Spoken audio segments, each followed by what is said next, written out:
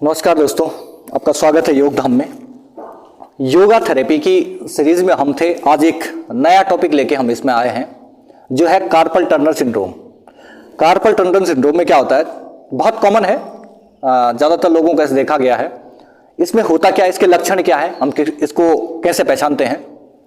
तो इसमें जो है आपने बहुत लोगों को कहते हुए सुना होगा कि उनका जो है एक तो कलाई में पेन होता है, जो रिस्ट जॉइंट है इसमें पेन होता है आगे की तरफ, दूसरा अंगूठे में और इन दोनों उंगलियों में जो है सुन्न होने की ऐसी शिकायत आपको मिली होगी।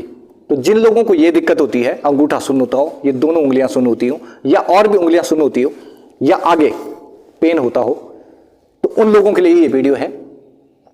इस प्रॉब्लम को, ये जो समस्या है, इसको कहा जाता है कार्पल टनर सिंड्रोम। इसमें मैं बता दूं आपको, 3 नर्व होती है। ये नर्व से रिलेटेड समस्या है। इसमें 3 नर्व हैं बेसिकली जो देखते हैं। एक जो कि इस साइड से रेडियस बोन है, इस बोन से जो होते हुए जाती है वो रेडियल नर्व है। जो इस हिस्से से जाती है अल्ना बोन है, तो अल्नर नर्व है। और एक नर्व जाती है बीचों बीच, इस नर्व का नाम है मीडियन नर्व। तो ये जो प्रॉब्लम है, ये दोनों उंगलियों का, ये अंगूठे के सुन्न होने का, उनका जो मेन कारण है हमारी जो मीडियन नर्व है, इस नर्व का दब जाना, इसके कारण ये दर्द होता है। तो ये तो इसका कारण है, यानी कि मीडियन नर्व का किसी कारण से दब जाना या अपनी जगह छोड़ देना, उसके कारण ये दर्द होता है, जिसको हम कहते हैं कार्पल टनर सिंड्रोम। इसके कारण क्या क्या है, किन किन कंडीशन में ये हो सकता है। तो एक तो आपने सुना होगा, डायबिटीज के जो पेशेंट हैं उनमें ये बहुत ज़्यादा देखने को मिलता है। दूसरा, थायराइड के जो पेशेंट हैं उनमें भी ये वाला दर्द कॉमन है, उनको रिस्ट में पेन और हाथों में सुन्नपन होना उनका लक्षण है। तीसरा, सर्वाइकल की कुछ लोगों को प्रॉब्लम है, कई बार ये नर्व जो है ऊपर सर्वाइकल में ही दब जाती है, तो उसके कारण भी हाथों में और उंगलियों में सुन्नपन आता है। 3 ये मुख्य कारण है। इसके अलावा कई बार प्रेगनेंसी के टाइम पे भी कुछ फीमेल्स में ऐसा देखा गया है। तो ये 3-4 मुख्य कारण है। और इसके अलावा एक है रिपीटेड वर्क, यानी कि लगातार हम एक ही तरह का कार्य जो करते हैं, जो कि मैं हर योगा थेरेपी की सीरीज में बताता हूं कि हमारी मसल से संबंधित, हमारी नर्व से संबंधित आधी से ज़्यादा बीमारियां हमारे रिपीटेड वर्क के कारण है। जब हम एक ही दिशा में एक ही तरीके का काम रोज करते हैं, तो ये कार्पल टनर सिंड्रोम जो है, लगातार अगर आप कोई ऐसा काम कर रहे हैं जैसे कि कंप्यूटर चलाना, टाइपिंग करना, तो इन लोगों में ये प्रॉब्लम देखने को मिलती है। खेतीबाड़ी का काम जो लोग लगातार कर रहे हैं उनमें भी ये काम, यानी कि एक ही जैसा काम अगर आपका रूटीन में है, रोज आप करते हो, तो आपकी ये प्रॉब्लम हो जाती है। तो ये इसके कारण थे। अब मैं इसके लक्षण भी हम इसके जान चुके हैं कि इसमें जो है यहाँ दर्द होता है, कलाई में दर्द होता है और उंगलियां सुन्न होती हैं। अब हम इसकी बात करेंगे कि योग में ऐसी कौन कौन सी थेरेपीज हैं, योग में हम इसको सही कर सकते हैं या नहीं कर सकते हैं। तो हाँ, हम इसको योग के द्वारा सही कर सकते हैं। एक तो नॉर्मल ब्रीथ आप करते रहेंगे, जितनी आप ब्रीथ अंदर लेंगे उतना ये नॉर्मल होता जाएगा। दूसरी चीज़ है, आपको कुछ छोटी छोटी एक्सरसाइज करनी है, आप किसी भी जगह पे बैठ के कर सकते हैं। एक तो सबसे पहले है कि आपका जो रिस्ट जॉइंट है, हाथ पूरा आप सीधा करिए और इस हाथ को जो है, इसका जो रिस्ट जॉइंट है, इसको ऑफवर्ड कर दिए, ऑफ, सांस भरते हुए ऑफ करिए, फिर सांस छोड़ते हुए सीधा, डाउन नहीं करना है, नीचे नहीं करना है, सीधा करना है, ऑफ करना है, सांस छोड़ते हुए सीधा, सांस भरते हुए ऑफ। कम से कम ये आपको 10 टाइम करना है। और जब आप होल्ड करो तो यहां पे अच्छा खासा खिंचाव आने दें, या फिर आप दूसरे हाथ से आराम से इसको इस तरीके से भी खींच के रख सकते हैं।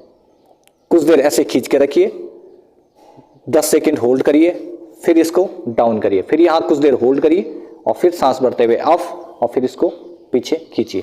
तो एक तो एक्सरसाइज आपको दोनों हाथों की ये करनी है। अगर एक हाथ में प्रॉब्लम है तो भी आपको दोनों हाथों की एक्सरसाइज करवानी है, ये कंपलसरी है। दूसरा चीज क्या है, आप के पास कोई बॉल हो या कोई भी गोल राउंड कोई चीज हो, उसको आप टेबल में रख के, जैसे कि ये पेन है, अगर आपके पास बॉल हो तो उस बॉल को ऐसे रखिए, पेन को रखिए और इसको आराम से इस तरीके से घसीटिए और फिर इसको आगे इस तरीके से अच्छे से मसाज हो जाए यहां तक, फिर इसको वापस लाइए।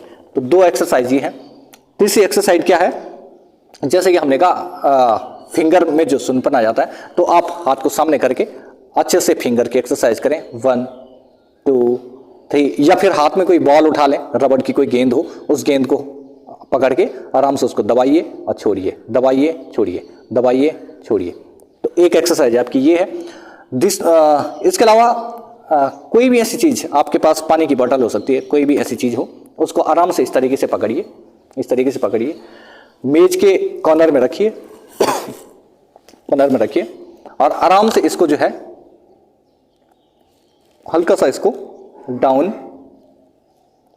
और फिर ऑफ, डाउन और ऑफ। ध्यान रखिए अंदर की तरफ हमको इसको नहीं ले जाना है, हमें इसे सिर्फ कहाँ ले जाना है, नीचे की तरफ। आपने बोतल उठाई, पानी की भरी हुई बोतल है, या फिर आपके पास डंबल है, या कोई भी ऐसी चीज़ जो जिसका हल्का सा वेट हो, उसको हाथ को डाउन ले जाइए, ऑफ लाइए, डाउन, नीचे जाते हुए सांस छोड़िए, ऊपर आते हुए सांस भरिए, सांस छोड़िए, सांस भरिए।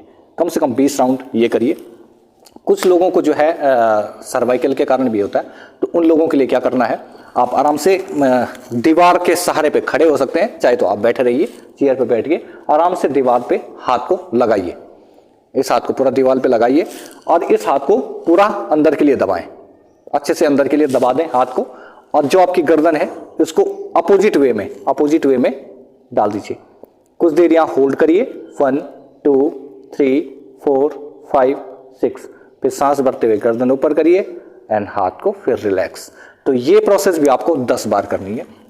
तो जितनी भी ये छोटी छोटी एक्सरसाइज मैंने आपको बताई है, कम से कम 10-10 बार सुबह शाम आपको ये एक्सरसाइज करनी है, बहुत जल्दी आपको आराम मिल जाएगा।